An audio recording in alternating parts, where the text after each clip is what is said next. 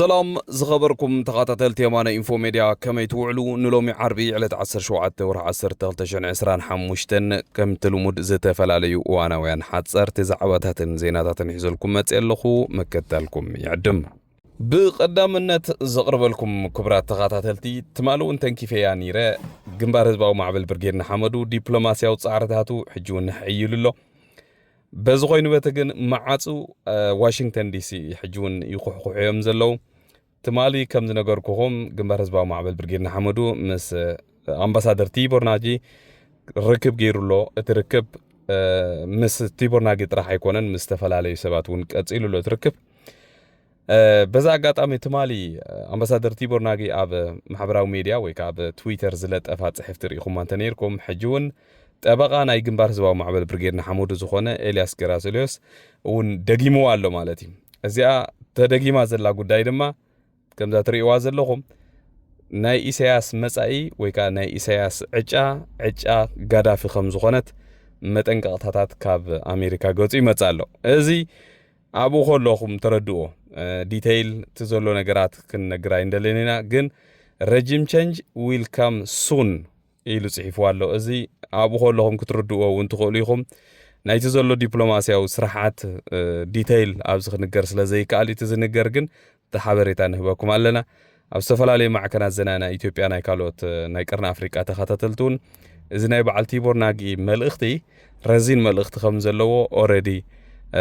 يتنتنو وعيلم الله بستفل علي معكن زينا مالتي سلازي هقدفون نسو ودنسو زج النقو أبز حج ساعات تقراديمكا قال نغرات كيمت هقدف مچم نايكوم عينت ماستر سلازغونه كوينات نمواج لعلن تحتني زبل زلو خاب زحلف خمس راخمو بزح فقراتات يزغبر زلو كوينات نغوج بفلاي دما نحزب تግራይ ናብዛ ኩናት ናይ ኢትዮጵያ ዘላ ንኽጠብሶ ኣዝዩ ተሃንጢ ዘሎ ህግደፍ ማነ ንኽትሕዞ ማለት እዩ ምክንያቱ ህግደፍ ባዕሉ በይኑ ክዋግኦ ዝኽእል ኩናት ከም ዘየለ ይፈልጥ እዩ መንእሰይ ትግራይ ናብ ኩናት እቲኻ ነቲ ዘሎ ኩነታት ንምቕልባስ እቲ ኣብ ልዕሊኡ ተሓሲቡ ዘሎ ረጅም ቸንጅ ንምቕልባስ ኣዝዩ ጻደፍ እዩ ዘሎ ህግደፍ ስለዚ እዚ ብወገን ዋሽንግተን ዝመጽል ዘሎ መጠንቀቕታታት ካብ ዜሮ ዝተበገሰ ከም ዘይኮነ كلاتنا خنفلت يقبع مالتي إلا زغربلكم كبرى تخاتلتي تمالي أب زجبرنا يوم مدب زعبا هلو كنتات ميدياتنا قومون قالسنا زملكت مس تفتاو توك شو صورة ملاي ليلو تي في فلفل ميديا ون أبت مدب كساتفت بتغيرلو نيرو جن أقعد أم بسرح مغنيات تساتفن كالوت سباتون كساتفو نيرو مدب تعب تصبغ مدب نيرو أنا بوجن يتصبغ رخيبيو خواقاتكمون تصبغ فيدباك ينا رخيبنا بوزو حسب متشم كمزي أبز زلو عقرقر قبر ملس غنب وين أبت زلو غنتات السخادو السخيرو نبهال زمتانا قلا مسيلوني رف مجمرتا تي ناتنا أما تاتاقن كم تتمال استخاتات الكمو كاب حجيني دحر حابر أو سرحنا مسرحنا ناو متينا كنسرحنا ون ناتكم دقف قد محجون تبقوستات جيرنا جميرنا ينيرنا أعتقد محجز قبرنا يو نحابر سرحون عود سخونو سرحات ولا وحدات يخونو سريحنا هنا بوغن حاجز دي قومون نابنت يوردانس تبال حفتنا بهقدف نزوره دا أصياف زخونة تنتصلون عليه النتن نعو مرالا وحاجز مهاب نزح حفتناون بمورال تسيئة عبت وددر على ملخاوي وددر ناي موديل أبو نختعوتون عبترة تسعودنا نفت ميدياتات مالت إذا كم أبنت إذا متسألكم زلخو جنكا أبز حلفة حاجزات عم تأخخاب نتقالستي سدرابي تقالستي عم تببع بزح حبرة وسرحة تسريح من بحجون بزح حبرة وسرحة تخسرح إذا لو مقنزقني لعلن تحتن بزح خشاق لنا يبلون حواد أوف كورس نعاهم تبغى يسمعكم مني في الله تقالستي أم ميدياتات بقدمي تصوت وسبات كم زي لمن نحردهم كوانا جلو تبغى كم زي يكون نفلتينا جنكا أبزقال سزي من تصارن أبزقال سزون علامة خام فلاتن أجد داسس لزغنة نسلة نسأبرس وين نسلة مأكلاي الرأي قلنا دابلكا عبل على زقال سزخدو نجارات سويت كحلفوا سلزي يجيبوا ميتي قبر مل سزوها بزلوا جن قبر مل سواها بزتا ما أكل مجدي أجابا بزلوا سنة سرعات ديسيبلين بزلوا مجد أنت توهيبو قبر مل سخص الله يبلون بزخوين باتجن أزي زخيز اللغونات بخمس خن كودينا ፍታሕውን ከነምጽእ ክንፍትኒና ብፍላይ ምስቶም ብሓባር ኮይኖም ክሰርሑ ዝደልዩ ሰብ ሜድያ ብሓባር ኮይኖም ክሰርሑ ክንከዓ መርገጺኦም ኣነጺሮም ክኸዱ ዘለዉ ዝደልዩ ሰብ ሜድያ ብሓባር ንምስራሕ እውን ድልዋት ኢና ወላ ሓንቲ ጸገም ዘለዎ ነገር ኣይኮነን ኣብዚ ንፈልጦ ዘለና ግን ጸላኢ ቀሊል ከም ዘይኮነ ፈሊጥና ኣብዚ ንኸዶ ዘለና ጉዕዞ ብሸነኽ ሜድያ ድዩ ብኻልእ ድዩ ብዝተፈላለየ መገዲ ኣብ መንጎና ከም ዘሎ ኩሉ ግዜ ብግምት ክንእቱ ኣለና ማለት ስለዚ ደገፍን ምትብባዕን ናይ ኩልኹም ተኸታተልቲ ኣገዳሲ ስለ ዝኾነ ኣብዚ ዝኸይድ ዘሎ ነገራት ብሓደ ሸነኽ ጥራሕ ኸይረኣና ኩሉ ነገር እንዳስተውዓልና ክንከይድ ንእግረ መገደይ ከላብወኩም ደሊ ቀፂለ ዝቕርበልኩም ክቡራ ተኸታተልቲ ሎሙዓንቲ ኣብ ማሕበራዊ ሚድያ ዝረእኽዋ ሓንቲ ባህላዊት ሙዚቃ እስከ እዛ ሕቶ እዚኣ ንደቂ ከባቢ ሰንዓፈ ብፍላይ ከዓ ደቂ ከባቢ ኣብነ ኣንበስ ተወለቲ ናይ ሽመጃና ዝኾንኩም ሰባት ብፍላይ ዓበይቲ ኾንኩም ብዛዕባ ባህልን ክብርታትን ናይቲ ከባቢ ጽቡቕ ኣፍልጦ ዘለኩም ሰባት ንኽትምሉሱ ለይለ የምጽእያ ሕጂ እዚኣ ትቕጽል ዘላ ቪድዮ ኸርእየኩም እሞ ኣብኣ ክሓተኩም ይሕቶ ኣብኑ ዞባ ሰንዓፈ ኣብንዳ ኣንበስ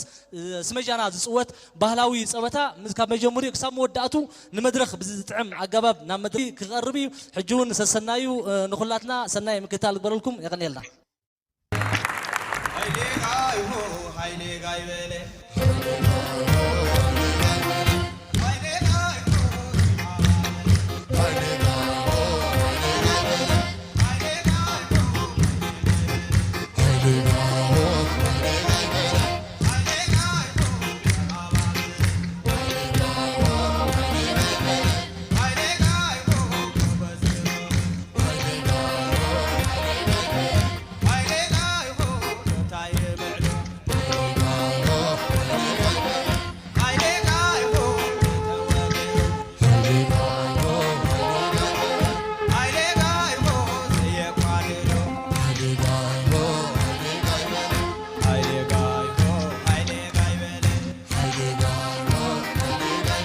Subo lega yap subo, subo lega yap subo, subo nego besneta, subo go besemalo, subo metawagero, subo saya kwado.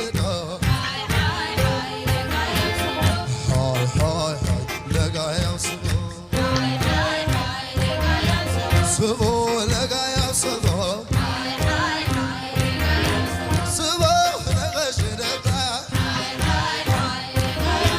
subo gashemado, subo bedawit geros, subo zayakwadelo, hi hi hi lega ya subo.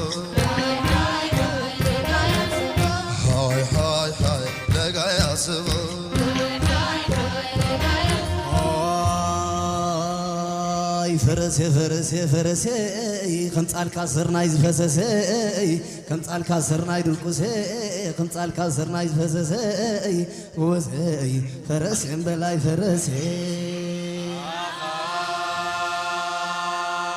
يقول اسم جانا ينعنا يقول اسم جانا نسخان برمنا له وانا نسخان برمنا له وانا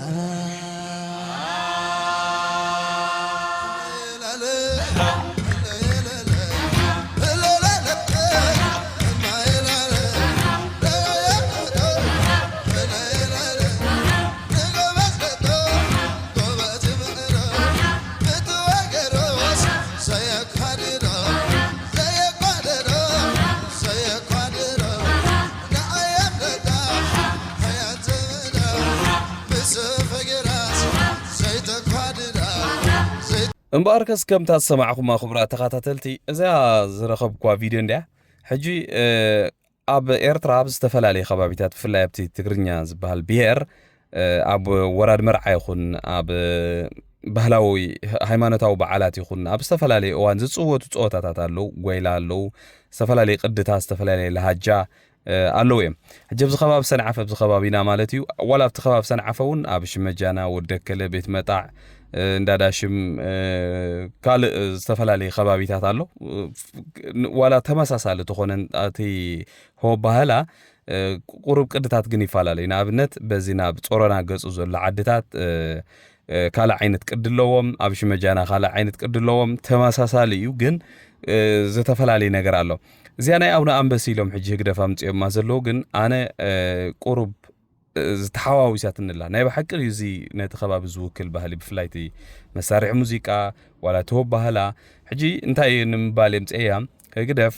እንታይ እዮም ዝገብሩ መሲልኩም ናቶም ናሽናል አይደንቲቲ ወይ ትሶም ክሰርሕዎ ዝደልዩ ትሽዓተ ብሄር ዶ ገለ ዶ ዝብል ሓድሽ ቅድታት ንምስራሕ ዘየለ ቅድታት እንዳምፁ ነቲ ዝነበረ ክብርታት ናይቲ ማሕበረሰብ ናይ ኩሉ ማሕበረሰብ እንዳዕነው ዱዓዋ እንዳቦሊኦም ንቅድሚት ክመፁ ዝደልዩ ወይ ካልእ ናይ ባዕሎም ዝኾነ ቅዲ ከዳልዉ ዝደልዩ ሕጂ እምበር ኣነ ከምዚ ዓይነት ሆ ባህላ ወይ ናይ ወራድ መርዓ ቅድሲ ሰሚዐ ስለ ዘይፈልጥ ተመሳሳሊ ግን ኣሎ እዩ ልክዕ ከምዛ ዝብልዋ ዘለዉ ኮይነ ተመሳሳሊ ከምዚኣ ግን ኣብ ሽመጃና ኣነ ሰሚዐ ይፈልጥኒ በዛ ኣጋጣሚ ምፍላጥ ኢለ ኣፍልጦ ዘለኩም ዕብይ ዝበልኩም ሰባት ወይ ብዛዕባ እዚ ባህሊ እዚ ትፈልጥዎ ሰባት እንድሕር ኣለኹም ብዝኾነ መገዲ ክትረኽቡን ትኽእሉ ኢኹም ወይ እውን ኣብ ኮመንት እቶም ተዓዘብቱ እውን ክሰምዕዎ ኣብ ኮመንት ክትፅሕፍዎ ትኽእሉ ኢኹም ማለት እዩ ካልእ ዘቕርበልኩም ክቡራት ተኸታተልቲ ዝተፈላለያ ማዕከናት ዜና ናይ ቀርን ኣፍሪቃ ብዛዕባ ኤርትራ ኣብ ናይ ሱዳን ሲቪል ዋር ትገብሮ ዘላ ምትእትታውን ኣብኡ ዘለዋ ተራን ሕጂውን መጠንቀቕታታት ይህባ ኣለዋ ከም ትሪእዎ ዘለኹም ሓደ ኣብረን ዝብል ማዕከን ዜና እዚ ማዕከን ዜና እዚ ናይ ኢትዮጵያውያን ኣሜሪካውያን ምሁራት ኮይኑ ኣብ ዋሽንግተን ዲሲ ኣብቲ ዋሽንግተን ዲሲ ኮይኖም ዝፅሕፍዎ ፅሑፍ እዩ እምበር ነዚ ሎሚ ሰሙን ኣብ ዝሓለፈ ማለት ናይ ሱዳን ፕራይም ሚኒስተር ኣብ ኣስመራ ዝገበሮ ዑደትን ከምኡውን መንግስቲ ኤርትራ ብሰዓት እዚ ኣብቲ ናይ ሲቪል ዋር ናይ ሱዳን ዝገብሮ ዘሎ ምትእትታውን ዘካይዶ ዘሎ ርኡይ ዝኾነ ናይ ሰራዊት ታዕሊም ከምኡውን ዝተፈላለዩ ሎጂስቲክ ናይ ምቕራብን ስራሓት ዋላ ንሕጂ ንሱዳናውያን ንገለ ሱዳናውያን ዝሕግዝ እኳ እንተኾነ ውዒሉ ሓዲሩ ግን ኣብ ሱዳን በዚ ተግባራት እዚ ዘይሕጎሱ ሱዳናውያን ብዙሓት ከም ዘለውን ናይ ሓይሊ ሚዛን ምቅያር ምስ መፅእ ድማ ሳዕቤን ክህልዎ ከም ዝኽእልን እዮም ኣጠንቂቖም ዘለዉ ካልእ ዘጠንቀቕዎ ነገር እንተልዩ ድማ ኣብ ሱዳን ሰላም ንምምፃእ ዝግበር ዘሎ ዝተፈላለየ ፃዕርታት ኣሎ ብሃገራት ዕራብ ይኹን ብኢጋድ ይኹን ብካልእ ዝተፈላለየ ኣካላት ዝግበር ፃዕርታት መብዛሕትኡ ግዜ ዝፈሽል ዘሎ እዚ ፃዕርታት እዚ ብናይ መንግስቲ ኤርትራ ምትእትታዊ ዝብል ብዙሕ ነቐፌታታት እውን ይመፁ ኣሎ ማለት እዩ ምክንያቱ ኣብዚ ሕጂ እዋን ላዕለዋይ ኢድ ሒዙ ዘሎ ናይ ኣልቡርሃን ሰራዊት ወይ ናይ ኣልቡርሃን ሓይሊ ስለ ዝኾነ ስርዓት ህግደፍ ከዓ ነዚ ሓይሊ እዚ ሙሉእ ደገፍ እንዳሃበ ከም ዝረኣኹሞ እውን ኣብ ዝሓለፈ ሰሙን ሙሉእ ምቅባል ዝገብረሉ ዘሎ ስለዚ እንድሕር ከምኡ ዝገብረሉ ኮይኑ እቲ ኣብ ሱዳን ዘሎ ላዕለዋይ ኢድ ሒዘ ስለ ዝብል ነቲ ሰላም ክቕበሎ ወይ ከዓ ነቲ ሰላም ናብቲ ሰላም ድርድር ክኸይድ ኣይደልን እዩ እንታይ እዩ ዝደሊ ብወታደራዊ ሓይሊ ስዒሩ ክወፅእ ዝደሊ እንተኾነ ሕጂቲ ናይ ሱዳን ሲቪል ዋር እውን ኣብዚ ከባቢ ኮርዶፋን ከምኡውን ዳርፉርን ካልእ ከባቢታትን ብዝለዓለ ይካየድ ከም ዘሎ እዮም ዝገልጹ ዘለዉ ማለት እዩ ኣብ መወዳእታ ዘቕርበልኩም ድማ ክቡራት ተኸታተልቲ ኣብ ትግራይ ዘሎ ተቃውሞ ናይ ሰራዊት ሕጂ እውን ብዝለዓለ መልክዑ ቀፂሉ ውዒሉ ሎማዓንቲ እውን ኣብ ዝተፈላለየ ከተማታትን ዝተፈላለየ ገጠራትን ናይ ትግራይ ሰራዊት ኣብ ጎደናታት እንዳወፁ ጎደናታት ክዓፅዎ ውዒሎም ኣለው እቲ ተቃውሞ ከምቲ ኣብ ዝሓለፈ ስነ ስርዓት ዘለዎ ተቃውሞ እዩ ነቶም ዘድልይዎም ኣካላት ከይዶም ብምሕታት ኣብ ኣኼባታት ብምፅዋዕ ዝተፈላለዩ ሕቶታት ብምሕታት እዮም ዘካይድዎ ዘለዉ ውጪት ብጣዕሚ ደስ ዝብል ማለት እዩ ናይ ሎማዓንቲ ግን ካብቲ ዝሓለፈ ፍልይ ዘብሎ ሓደ ካብቶም ላዕለዎት ወታደራውያን መራሕቲ ናይ ትግራይ ዝኾኑ ጀነራል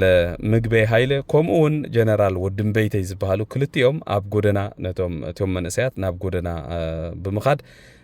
ዓጊቶም ብከም ዝትሪእዎ ዘለኹም ዶ ኣቢሎም እውን ብሕቶ ከዋጥርዎምን ምስኦም ክዳርጋ ክጋጨውን ዝኽእል ኩነታትን ተፈጢሩ ነይሩ እዚ ኣብ ትግራይ ዘሎ ኩነታት ናብ ሓቂ ሲሪየስሊ ሓደ ዓብይ ፀገም ተፈጢሩ ከም ዘሎ እዩ ዘርኢ ኣብ ዝሓለፈ እዋን ኣብ ትግራይ ብተደጋጋሚ ወይ ብቐጻሊ ክኸይድ ፀንሐ ፖለቲካዊ ምፍልላይ ብፍላይ ኣብቶም ላዕለዎት ኤሊት ናይ ትግራይ ክኸይድ ፀንሐ ፖለቲካዊ ምፍልላይ